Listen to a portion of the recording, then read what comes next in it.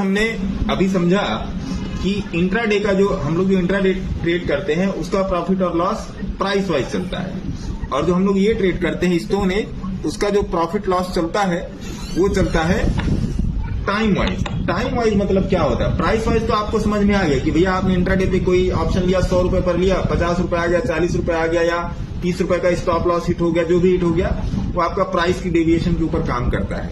But when you come on stone age का time wise चलता है, बिकॉज ऑफ आपने फार ओटीएम में आपने ट्रेड किया है ना डॉक्टर साहब?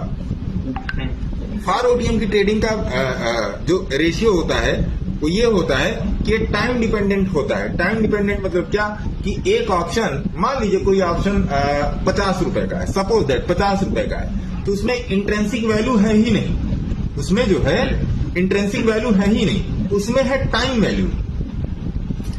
कोई भी ऑप्शन दो तरीके से बनता है, एक इंट्रेंसिक वैल्यू से बनता है और एक टाइम वैल्यू से बनता है। थीटा जो काम करता है ऑप्शन को गलाने का काम करता है, लेकिन जब स्टोन एज में ही जब इंट्रेंसिक वैल्यू है ही नहीं तो थीटा उसको गलाएगा क्या? गलत बोल रहा हूँ डॉक्टर साहब? नहीं, सही है सर। मेरा सवाल ये है कि अगर हम फार ओटीएम की भी बात करते हैं तो उसी में अगर कंपेयर करें हम, तो उसमें फार ओटीएम में ज्यादा मूवमेंट होती है सेम निफ्टी की मूवमेंट के लिए, या थोड़ा सा निफ्टी की मूवमेंट के रिलेटिव फार ओटीएम में कम मूव होता है, लेकिन उसमें टाइम वैल्यू का हिस्सा ज्यादा है।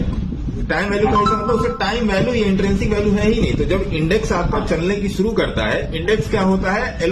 अवेलेबल सरप्लस होता है। फ्यूचर क्या होता है? एलोकेबल सरप्लस होता है ना?